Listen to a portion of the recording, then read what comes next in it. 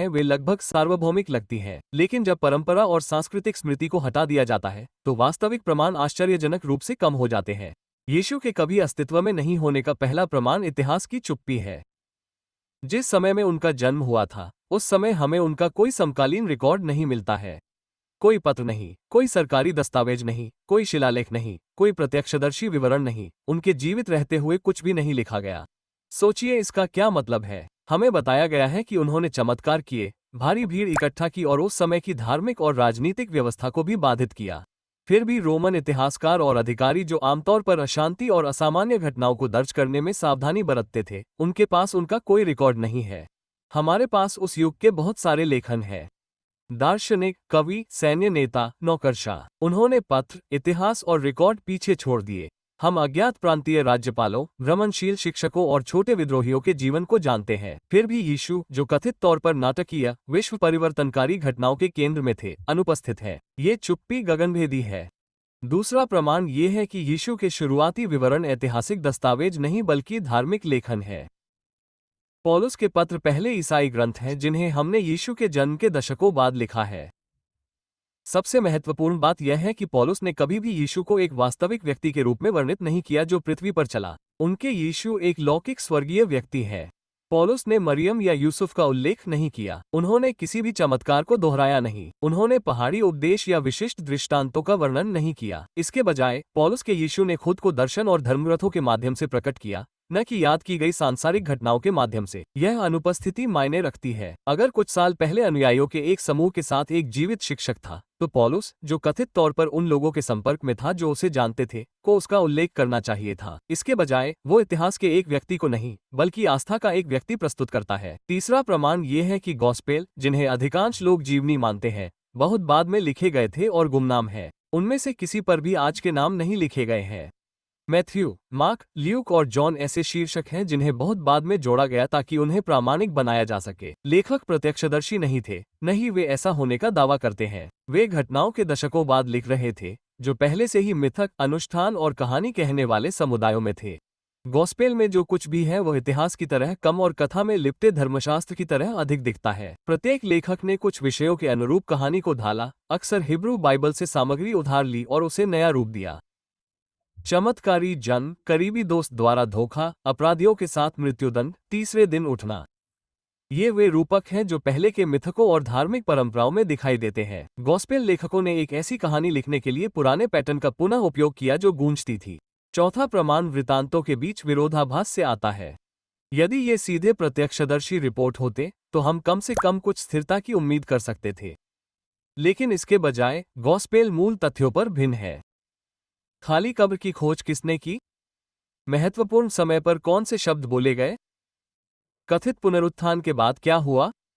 आप किस गॉस्पेल को पढ़ते हैं उसके आधार पर विवरण बदल जाते हैं। जब कई लोग एक ही घटना का वर्णन करते हैं तो हम ऐसा नहीं देखते हैं। जब अलग अलग समुदायों में कहानियां विकसित होती हैं तो हम ऐसा देखते हैं जो प्रत्येक समूह की जरूरतों के अनुसार आकार लेती हैं। ये विसंगतियां वास्तविक इतिहास की स्मृति का सुझाव नहीं देती है, बल्कि एक पौराणिक कथा है जो अभी भी तरल है, अभी भी विकसित हो रही है और एक सच्ची घटना पर आधारित नहीं है।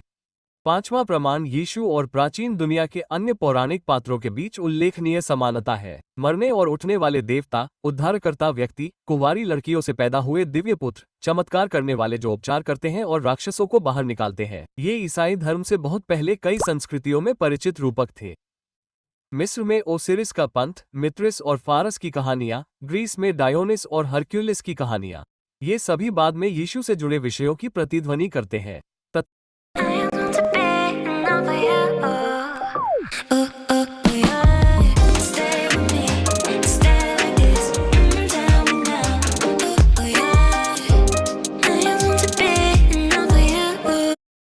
ग्रीस में डायोनिस और हरक्यूलिस की कहानियां, ये सभी बाद में यीशु से जुड़े विषयों की प्रतिध्वनि करते हैं। तथ्य ये है कि ईसाई धर्म में इनमें से कई पैटर्न को प्रतिबिंबित करना केवल संयोग नहीं है, ये दर्शाता है कि मिथक कैसे फैलते हैं, अनुकूलित और पुनर्निर्देशित होते हैं। यीशु की कहानी शून्य में नहीं आई। ये भूमध्यसागरीय दुनिया के धार्मिक माहौल से आकार लेता है। छठा प्रमाण ये है कि यीशु के चरित्र को स्मृति के बजाय धर्मग्रंथों के माध्यम से बनाया गया है। विद्वानों ने दिखाया है कि अधिकांश सुसमाचार की कहानी हिब्रू बाइबल से अंश लेकर और उन्हें इस तरह से फिर से लिखकर बनाई गई है जैसे कि वे सच हो गए हों। उदाहरण के लिए सूली पर चढ़ाए जाने के दृश्य भजन 22 की लगभग पंक्ति दर पंक्ति प्रतिध्वनित होते हैं। कुंवारी जन्म की कहानी यशायाह के गलत अनुवाद पर आधारित है। यरूशलेम में विजयी प्रवेश जकरिया के अंशों को दर्शाता है। ऐसा नहीं है कि प्रत्यक्षदर्शी जो हुआ उसे याद कर रहे थे, ये है कि लेखक भविष्यवाणी को पूरा करने के लिए एक कथा बना रहे थे। ये तकनीक, जिसे कभी कभी मिड्राश कहा जाता है, हमें दिखाती है कि यीशु को पाठ में बनाया गया था, गलील की सड़कों पर नहीं पाया गया था। सातवां प्रमाण पुरातात्विक साक्ष्यों की पूर्ण अनुपस्थिति में निहित है। एक ऐसे व्यक्ति के लिए जिसने कथित तौर पर बड़ी भीड़ को आकर्षित किया, हजारों लोगों को चमत्कारी भोजन खिलाया और जिसे रोमन प्रांत में सूली पर चढ़ाया गया, कुछ भी नहीं है। पहली शताब्दी का कोई शिलालेख, कोई सिक्का, कोई मंदिर या अवशेष नहीं। यीशु से जुड़े कथित स्थल, जैसे कि नेटिविटी चर्च या होली सेफिलिट चर्च, की पहचान सदियों बाद हुई, जब तक कि कोई वास्तविक संबंध नहीं बन पाया। जब हम इसकी तुलना उसी क्षेत्र में मौजूद शासकों, विद्रोहियों, पैगंबरों से करते हैं, तो हमें पुरातात्विक निशान मिलते हैं जो लिखित अभिलेखों से मेल खाते हैं, लेकिन यीशु के साथ ऐसा नहीं है। आठवां प्रमाण ये है कि बाइबल के बाहर यीशु के कथित ऐतिहासिक उल्लेख जांच में खरे नहीं उतरते। पहली शताब्दी में लिखने वाले यहूदी इतिहासकार जोसेफस को ही लें। यीशु का उल्लेख करते हुए उनके टेस्टिमोनियम फ्लेवियन अंश को बाद के ईसाई लेखकों ने तोड़ मरोड़ कर पेश किया है। अधिकांश विद्वान इस बात से सहमत हैं कि अगर जोसेफस ने यीशु का उल्लेख किया भी था, तो वह केवल संयोगवश था और आज हम जो शानदार विवरण पढ़ते हैं, वह बाद में जोड़े गए थे। फिर रोमन इतिहासकार टैसिटस है। पोंटियस पिलाटे के अधीन यीशु को मृत्युदंड दिए जाने का उनका संक्षिप्त उल्लेख घटना के दशकों बाद लिखा गया था, संभवतः स्वयं ईसाइयों द्वारा पहले ही किए गए दावों के आधार पर। यह स्वतंत्र पुष्टि के रूप में काम नहीं करता है। प्लेंटी द यंगर, स्वाटोनियस और उस समय के अन्य लेखकों ने भी केवल ईसाइयों के विश्वासों का वर्णन किया है, स्वयं यीशु के अस्तित्व का नहीं। यह महत्वपूर्ण है। अधिक से अधिक ये स्रोत ये दर्शाते हैं कि प्रारंभिक ईसाई आंदोलन थे, न कि उनका केंद्रीय चरित्र एक वास्तविक व्यक्ति था। नौवां प्रमाण यह है कि यीशु की कहानी मानव समुदायों की मनोवैज्ञानिक और समाजशास्त्रीय जरूरतों को कैसे दर्शाती है। दमन और अनिश्चितता के समय में लोग उद्धारकर्ताओं की तलाश करते हैं। वे न्याय, बलिदान और अंतिम विजय की कहानियां गढ़ते हैं। रोमन साम्राज्य में, जहां गरीबी व्यापक थी और लोग मुक्ति के लिए तरस रहे थे, मृत्यु पर विजय पाने वाले एक पीड़ित उद्धारकर्ता का आविष्कार भावनात्मक और सामाजिक समझ में आया। इसने समुदायों को आशा और एकजुटता दी। ये कहानी को ऐतिहासिक रूप से सत्य नहीं बनाता है, यह इसे एक सांस्कृतिक रचना के रूप में समझने योग्य बनाता है। 10वां प्रमाण शायद सबसे अधिक बताने वाला है। इतिहास का यीशु और आस्था का यीशु एक ही व्यक्ति नहीं है, और ऐतिहासिक यीशु जितना करीब से देखते हैं, गायब हो जाता है। विद्वान सदियों से उसकी खोज कर रहे हैं, धर्मशास्त्र की परतों को हटाकर उसके पीछे छिपे व्यक्ति को खोजने की कोशिश कर रहे हैं। लेकिन हर पुनर्निर्माण एक स्पष्ट ऐतिहासिक व्यक्ति के बजाय विद्वानों के पूर्वाग्रहों को दर्शाता है। कुछ उसे एक क्रांतिकारी के रूप में चित्रित करते हैं, अन्य एक भटकते हुए संत के रूप में, अन्य एक असफल पैगंबर के रूप में। तथ्य ये है कि कोई भी सुसंगत तस्वीर नहीं उभरती है। ये बताता है कि मूल में कोई वास्तविक व्यक्ति नहीं था, बस अलग अलग जरूरतों को पूरा करने के लिए एक कहानी को फिर से बनाया गया था। एक साथ लिए गए ये 10 बिंदु एक सम्मोहक मामला बनाते हैं। इतिहास की चुप्पी, शुरुआती लेखन की धार्मिक प्रकृति, गॉस्पेल की गुमनामी और विरोधाभास, पहले के मिथकों के साथ समानताएं, धर्मग्रंथों का पुनर्लेखन, पुरातत्व की कमी, छेड़छाड़ किए गए ऐतिहासिक संदर्भ, कहानी के मनोवैज्ञानिक कार्य और एक सुसंगत व्यक्ति को इंगित करने में असमर्थता सभी एक ही दिशा की ओर इशारा करते हैं। एक ऐतिहासिक व्यक्ति के रूप में यीशु का कभी अस्तित्व नहीं था। जो अस्तित्व में था वो एक शक्तिशाली कहानी थी, एक ऐसी कहानी जो जड़ पकड़ी, विकसित हुई और तब तक फैली जब तक कि यह मानव इतिहास में सबसे प्रभावशाली आख्यानों में से एक नहीं बन गई। जब आप वास्तव में इसे तोड़ते हैं, तो पहला प्रमाण, इतिहास की चुप्पी, जितना करीब से देखते हैं, उतना ही अधिक हड़ताली हो जाता है। पहली शताब्दी में यरूशलेम कोई भूला हुआ गांव नहीं था। ये साम्राज्य का एक चौराहा था, एक ऐसा शहर जिस पर रोमन अधिकारियों की निगरानी थी और विद्रोहों, पंथों और असामान्य आंदोलनों का दस्तावेजीकरण करने वाले लेखक और रिकॉर्ड रखने वाले थे। हम उस समय के छोटे संप्रदाय के नेताओं और अज्ञात विद्रोहियों के नाम जानते हैं। थियोडिस, जुडास द गैलीलियन, यहाँ तक कि गुमनाम भविष्यवक्ता जिन्होंने छोटे अनुयायियों को उकसाया। इन लोगों को ऐतिहासिक रिकॉर्ड में ठीक इसलिए दर्ज किया गया क्योंकि रोमन अधिकारियों को विद्रोह का डर था। अब यीशु के बारे में सोचें। माना जाता है कि उसने भारी भीड़ जुटाई, मंदिर को नष्ट किया और सार्वजनिक रूप से उसे सूली पर चढ़ाया गया। आप जैसे बिजनेस अब हो रहे हैं तैयार। अब अपना बिजनेस औरों से अलग बनाओ। कस्टमर्स को दो आपके बिजनेस को ढूंढने और उससे जुड़ने का मौका। एक भरोसेमंद .com डोमेन वेबसाइट के साथ उठाओ अगला कदम और सर्च करो अपना .com डोमेन नेम। सूली पर चढ़ाया गया। अगर ऐसा कुछ वास्तव में हुआ होता तो उस पर ध्यान दिया जाता। फिर भी एक भी रोमन रिकॉर्ड में उसके कथित जीवनकाल के दौरान या उसके तुरंत बाद उसका उल्लेख नहीं है। इसके बजाय कहानी बाद में सामने आए जो विश्वासियों के समुदायों से बनी थी जो पहले से ही मिथक फैला रहे थे। ये सीधे दूसरे प्रमाण की ओर ले जाता है। हमारे पास सबसे पहले ईसाई लेखन पॉल के पत्र है। लेकिन पॉल का यीशु नासरत का एक शिक्षक नहीं था जिसने कहावतें और दृष्टांत छोड़े। वो एक अमूर्त व्यक्ति है जो दर्शन और धर्मग्रंथों की व्याख्याओं के माध्यम से प्रकट हुआ।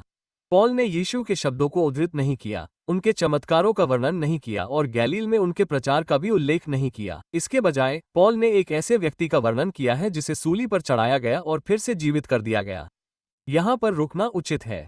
अगर पॉल वास्तव में उन लोगों को जानते थे जो यीशु के साथ यात्रा कर चुके थे, जैसा कि परंपरा कहती है, तो वह अपने तर्क को मजबूत करने के लिए इसका उपयोग क्यों नहीं करेंगे? वो कुछ साल पहले रहने वाले एक वास्तविक व्यक्ति की शिक्षाओं या चमत्कारों का हवाला क्यों नहीं देंगे? इसका उत्तर स्पष्ट है, क्योंकि ऐसी कोई शिक्षा या चमत्कार नहीं थे। कहानी का अभी तक विस्तार से आविष्कार नहीं किया गया था। गॉस्पेल के गुमनाम और देर से होने के बारे में तीसरा प्रमाण भी अधिक ध्यान देने योग्य है। सबसे पहला गॉस्पेल मार्क 70 ईस्वी के आसपास लिखा गया था, उस समय से एक पूरी पीढ़ी बाद जब यीशु का जन्म हुआ था। किसी प्रत्यक्षदर्शी की गवाही के लिए ये बहुत देर हो चुकी थी।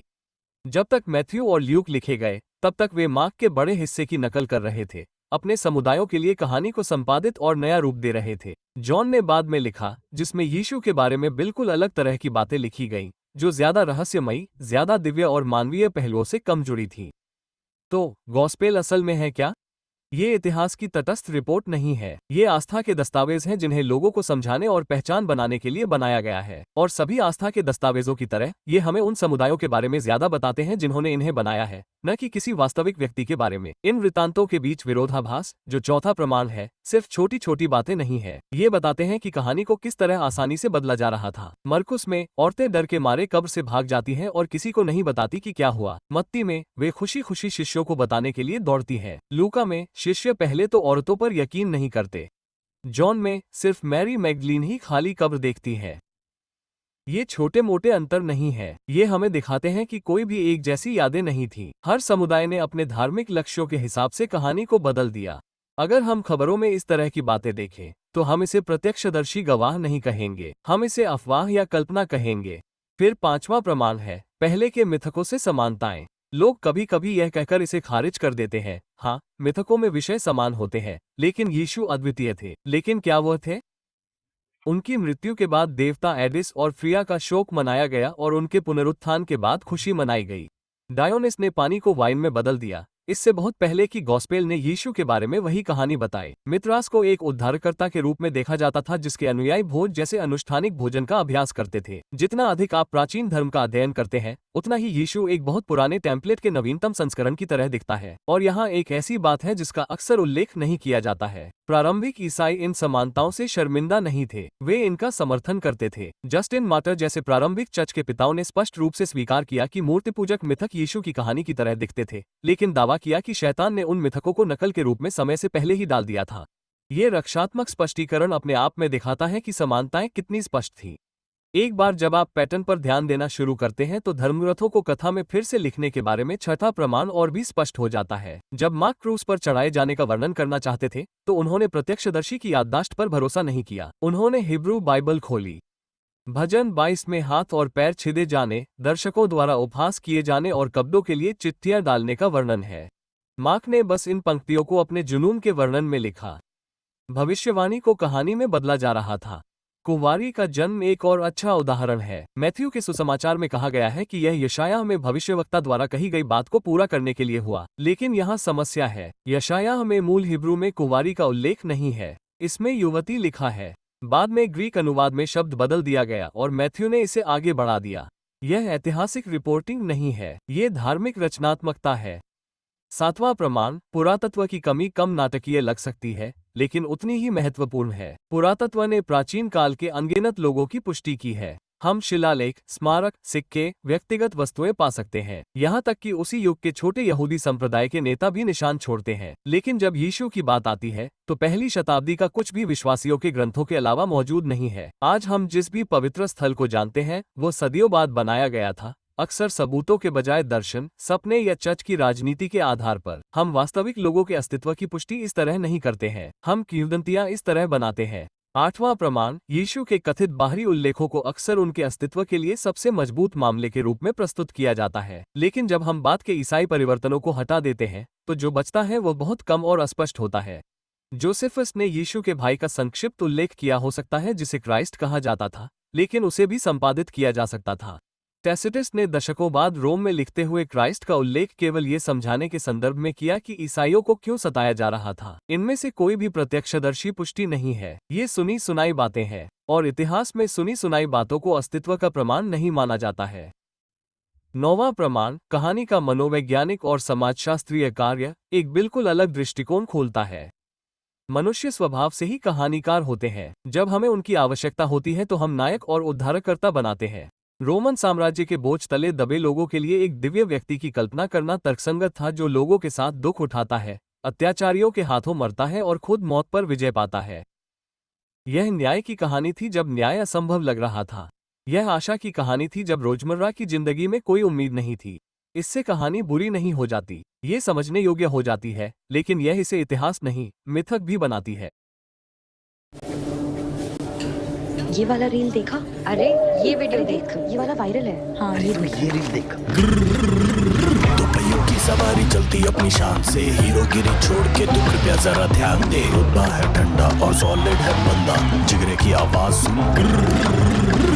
I'm feeling unforgiving. Fall out like a nuke, the place the skin on you is spinning. Craving the adrenaline, walk like my dog, you're never ready. दुनिया देखती है, तू दिखा।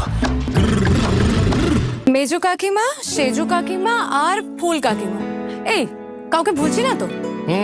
কাকে?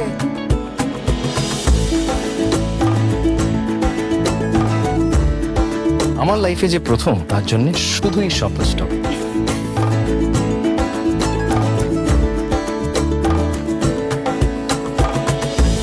শপার স্টপ, পুজোর প্রথম স্টপ। मिथक भी बनाती है। और फिर 10वां प्रमाण है ऐतिहासिक यीशु की अंतहीन खोज, जो कभी किसी ठोस नतीजे पर नहीं पहुंची। हर प्रयास इतिहास से ज्यादा विद्वानों के बारे में दर्शाता है। 19वीं सदी में जर्मन विचारकों ने यीशु की कल्पना एक तर्कसंगत नैतिक शिक्षक के रूप में की। 20वीं सदी में मार्क्सवादी विद्वानों ने उन्हें एक क्रांतिकारी के रूप में चित्रित किया। दूसरों ने उन्हें एक असफल पैगंबर, एक समाज सुधारक, यहाँ तक कि एक जादूगर के रूप में चित्रित किया। अगर वो व्यक्ति वास्तविक होता और उसके जीवन के ठोस प्रमाण होते, तो हमारे पास परस्पर विरोधी चित्रों का ये बहुरूपदर्शक नहीं होता। हमारे पास सुकरात या जूलियस सीजर जैसे वास्तविक व्यक्तियों की तरह एक सुसंगत तस्वीर होती।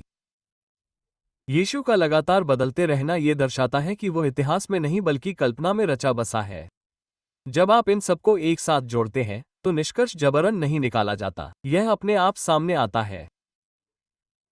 इतिहास की खामोशी, ग्रंथों की धार्मिक उत्पत्ति, विरोधाभास, पौराणिक प्रतिध्वनियां, धर्मग्रंथों पर निर्भरता, पुरातत्व का अभाव, कमजोर बाहरी संदर्भ, कहानी का सामाजिक कार्य और एक स्थिर ऐतिहासिक आधार खोजने में असमर्थता, ये सभी प्रमाण एक साथ मिलते हैं।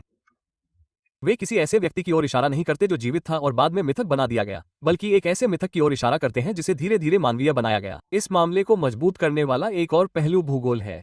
जब आप गॉस्पेल पढ़ते हैं, तो लेखक पहली सदी के फिलिस्तीन के वास्तविक परिदृश्य से परिचित नहीं लगते। वे ऐसे गांवों का वर्णन करते हैं जो तब अस्तित्व में नहीं थे, कुछ क्षेत्रों को गलत जगह पर रखते हैं और यहूदी रीति रिवाजों को गलत समझते हैं। मरकुस में यीशु बेथीडा नामक शहर में एक आदमी को ठीक करते हैं, लेकिन पुरातत्व से पता चलता है कि उस समय बेथीडा एक मछली पकड़ने वाला गांव भी नहीं था। यूहन्ना में यीशु ने आराधनालय के अंदर फरीसियों से बहस की, जहां आराधनालय नहीं थे। ऐसी गलतियां आप उम्मीद करेंगे कि बाहरी लोग दशकों बाद लिखेंगे, न कि वे लोग जो उस घटना के समय जीवित थे। छोटी छोटी जानकारियां भी इसका खुलासा कर देती हैं। मरकुस ने वर्णन किया है कि लोग कफरनीम में एक घर की छत से एक आदमी को नीचे उतार रहे हैं, लेकिन पहली सदी में वहां के घर पत्थरों के बने थे जिनकी छतें चपटी थीं। आप उन्हें खोदकर नहीं देख सकते थे। ये जानकारियां वर्णन और ऐतिहासिक वास्तविकता के बीच के अंतर को उजागर करती हैं। भाषा से एक और सुराग मिलता है। यीशु को अक्सर रोमन अधिकारियों के साथ यूनानी भाषा में बातचीत करते हुए दिखाया गया है, लेकिन असल जिंदगी में एक गैलीलियन किसान अरामी भाषा बोलता होगा जिसमें यूनानी भाषा बहुत सीमित होती है। गॉस्पेल में शब्दों का जटिल खेल, वाक्य विन्यास, साहित्यिक संरचनाएं, ये किसी ग्रामीण उपदेशक की बातें नहीं है। ये शिक्षित लेखकों का काम है जो शहरी दर्शकों के लिए यूनानी में कहानियां गढ़ रहे हैं। फिर से चरित्र को पन्ने पर बनाया जा रहा है, असल जिंदगी से याद नहीं किया जा रहा है। समय का भी मामला है। गॉस्पेल कथित घटनाओं से जितना दूर होते हैं वे उतने ही विस्तृत होते जाते हैं। सबसे पहले मरकुस में यीशु अधिक मानवीय और अधिक संवेदनशील है। दशकों बाद जब हम जॉन तक पहुंचते हैं तो यीशु शुरू से ही लगभग दिव्य हो जाते हैं। वे लंबे दार्शनिक प्रवचन देते हैं और खुले तौर पर अपनी लौकिक स्थिति की घोषणा करते हैं। ये प्रगति हर बार दोहराए जाने के साथ एक मिथक की तरह दिखती है। अगर यीशु एक वास्तविक व्यक्ति होते तो विपरीत सच होना चाहिए था। शुरुआती कहानियों में सबसे अधिक विवरण होंगे, बाद की कहानियों में नहीं। और फिर राजनीतिक संदर्भ है। मसीहा का विचार ईसाई धर्म से बहुत पहले से ही प्रचलन में था। रोमन शासन के तहत यहूदी समूह एक ऐसे उद्धारकर्ता की चाहत रखते थे जो उत्पीड़न को उखाड़ फेंके, लेकिन बार बार असफल विद्रोहों के बाद एक विजयी योद्धा मसीहा की आशा कुछ अधिक प्रतीकात्मक में बदल गई। एक पीड़ित मसीहा जो युद्ध से नहीं बल्कि बलिदान से जीतता है। ये पुनर्व्याख्या किसी वास्तविक व्यक्ति पर आधारित नहीं थी। ये साम्राज्य के अधीन जीवित रहने की कोशिश कर रहे एक समुदाय की विकसित होती जरूरतों पर आधारित थी। आप देख सकते हैं कि यह मनोवैज्ञानिक रूप से कैसे काम करता है। एक मसीहा जो मर गया लेकिन कहा जाता है कि वह जीवित रहेगा। उसने हार को अर्थ दिया, इसने अपमान को जीत में बदल दिया, दुख को आशा में बदल दिया।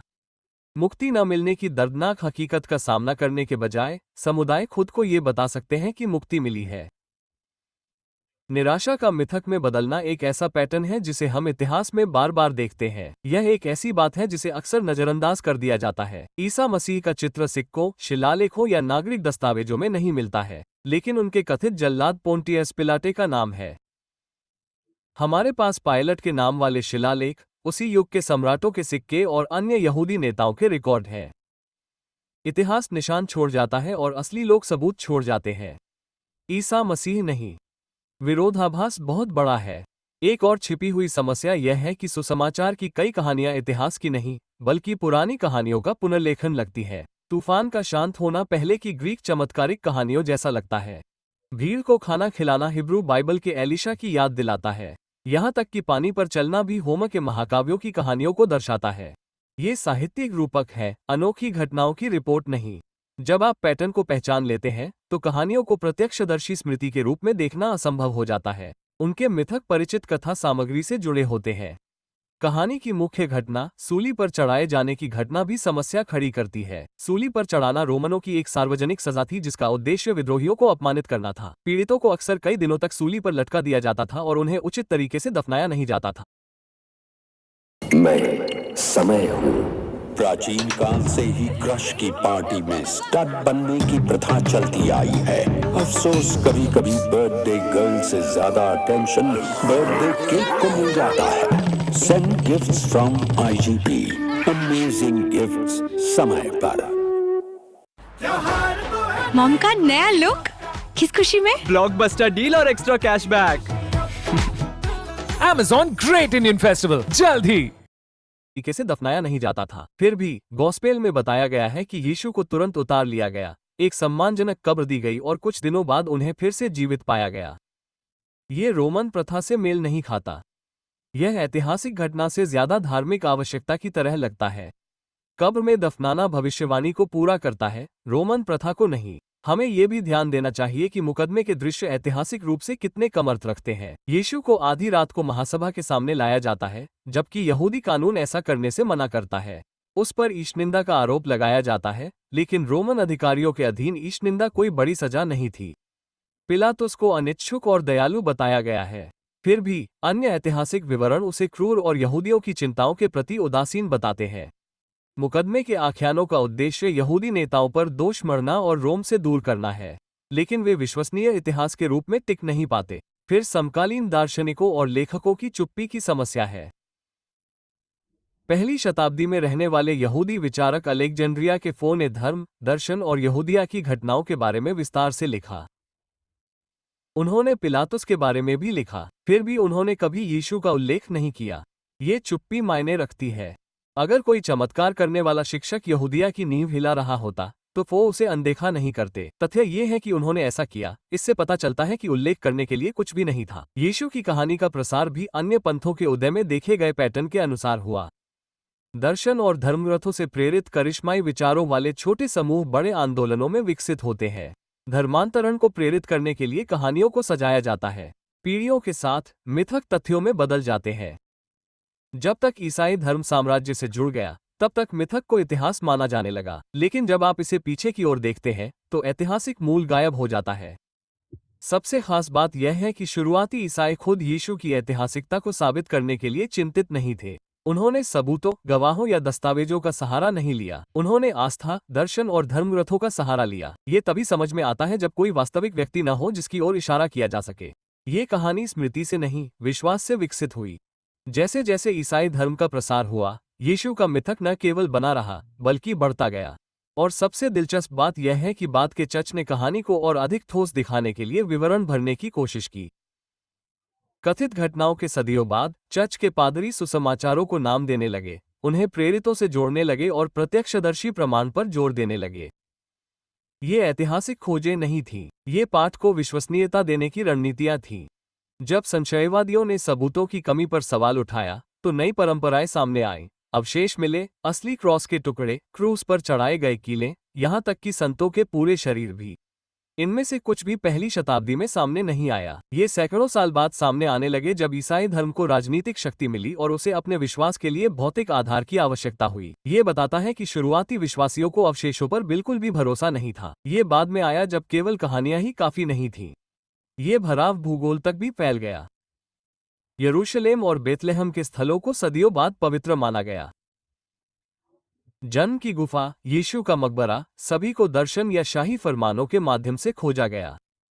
पुरातत्वविदों को पता है कि ये पहचान पहली सदी की वास्तविकताओं से मेल नहीं खाती है, लेकिन एक धर्म के लिए वैधता की तलाश में भौतिक स्थानों ने कहानी को मजबूत करने में मदद की। बाद में चर्च की परंपरा ने गॉस्पेल में विरोधाभासों को एक साथ लाने की कोशिश की। मतभेदों को स्वीकार करने के बजाय उन्होंने उन घटनाओं को एक ही समय रेखा में मिला दिया जो ग्रंथों में कभी मौजूद नहीं थी। आज के जन्म के नाटक इसका एक आदर्श उदाहरण है। चरवाहे और बुद्धिमान व्यक्ति एक साथ, हालांकि मैथ्यू और ल्यूक ने उन्हें कभी एक ही कहानी में नहीं रखा। जिस सहज कहानी को हम जानते हैं वो बाद में बनाई गई है। मोटे तौर पर विरोधाभासी मूल मिथक निर्माण की प्रक्रिया को क्रियान्वित करते हैं। आधुनिक विद्वान इस पर संघर्ष करना जारी रखते हैं। 2 शताब्दियों से अधिक समय से इतिहासकार ऐतिहासिक यीशु की खोज में लगे हुए हैं। हर प्रयास धर्मशास्त्र को उजागर करने और उसके पीछे छिपे एक वास्तविक व्यक्ति को खोजने का प्रयास करता है, लेकिन हर प्रयास एक अलग यीशु का निर्माण करता है। नैतिक शिक्षक, भविष्यवक्ता, समाज सुधारक, विविधताएं अपने आप में इस बात को साबित करती है। वे एक व्यक्ति को उजागर नहीं कर रहे हैं, वे आधुनिक विचारों को एक कोरे कैनवास पर वापस पेश कर रहे हैं। ये देखना महत्वपूर्ण है कि यह कितना असामान्य है।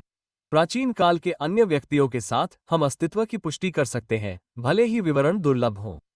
सुकरात ने कोई लेखन नहीं छोड़ा, लेकिन हमारे पास उनके जीवन के कई स्वतंत्र विवरण हैं जो उन लोगों द्वारा लिखे गए स्रोतों से मिलते जुलते हैं जो उन्हें जानते थे। जूलियस सीजर के अभियान न केवल उनके अपने लेखन में बल्कि समकालीन रोमन अभिलेखों और पुरातत्व में दर्ज है। जब कोई व्यक्ति वास्तव में अस्तित्व में था तो सबूत एक साथ आते हैं। यीशु के साथ ये खंडित है। हम वास्तव में जो देखते हैं वो एक शक्तिशाली मिथक का जन्म है जो बाद में इतिहास बन गया। और यह एक असहज लेकिन महत्वपूर्ण प्रश्न उठाता है। यदि दुनिया के प्रमुख धर्मों में से एक का केंद्रीय व्यक्ति ऐतिहासिक नहीं है तो यह विश्वास की नींव के बारे में क्या कहता है? इसका मतलब यह नहीं है कि कहानी का कोई मूल्य नहीं है। कहानियां संस्कृतियों को आकार दे सकती हैं, कला को प्रेरित कर सकती हैं और अर्थ प्रदान कर सकती हैं, लेकिन मूल्य सत्य के समान नहीं है। मिथक को इतिहास मानने के बहुत बड़े परिणाम होते हैं। साम्राज्यों ने युद्ध लड़े, उठे और गिरे। कानून लिखे गए और पूरी नैतिक व्यवस्था एक ऐसे व्यक्ति के इर्द गिर्द बनाई गई जो शायद कभी धरती पर आया ही नहीं। इससे न केवल धर्म बनता है। हमारा नाम भी ना तरक्की है, जैसे शादी एक बार होती है हनीमून भी एक ही बार होता है। अच्छा ठीक है, पर कहीं आसपास चले, Ooty. Presenting Canara banks easy loans, यानी तरक्की, और डिपॉजिट्स मतलब सेविंग्स, क्योंकि ये टुगेदर तो बैंकिंग बेटर।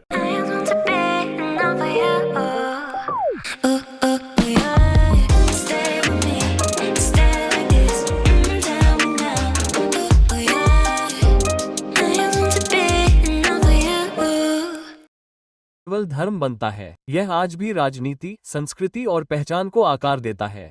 ये हमें ये भी दिखाता है कि इंसान कैसे अर्थ का निर्माण करता है। जब वास्तविकता कठोर या खोखली लगती है तो हम सहते नहीं बल्कि सृजन करते हैं।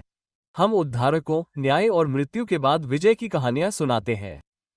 यीशु की कहानी इस मानवीय प्रवृत्ति के सबसे सफल उदाहरणों में से एक है, लेकिन जब हम पीछे हटते हैं तो हम इसे वैसा ही देखते हैं जैसा कि यह है, एक मिथक, स्मृति नहीं। इस दृष्टिकोण से कहानी के सभी महत्व को छीनने की आवश्यकता नहीं है। ये केवल उसे फिर से परिभाषित करता है। ये पूछने के बजाय कि यीशु नाम के व्यक्ति ने वास्तव में क्या कहा या किया, बेहतर सवाल ये है कि यीशु की कहानी उन लोगों के लिए क्या मायने रखती थी जिन्होंने इसे बताया था। यह इतनी गहराई से क्यों गूंजा, इतना व्यापक क्यों हुआ और इतने लंबे समय तक कैसे कायम रहा?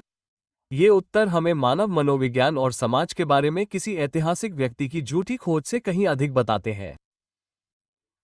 समकालीन इतिहास की चुप्पी, अज्ञात स्रोतों की देर से और गुमनाम प्रकृति, विरोधाभास और मिथकीय प्रतिध्वनियां, पुरातत्व का अभाव, अविश्वसनीय बाहरी संदर्भ, जिस तरह से कहानी सांस्कृतिक जरूरतों को पूरा करती है, और ऐतिहासिक यीशु का अंतहीन पुनर्निर्माण एक साथ लिया जाए तो ये छोटी मोटी समस्याएं नहीं है, ये निर्णायक है। आस्था का यीशु शक्तिशाली है, इतिहास का यीशु अनुपस्थित है। और जब अनुपस्थिति इतनी पूर्ण हो तो ये सबसे सरल व्याख्या भी सबसे सम्मोहक होती है।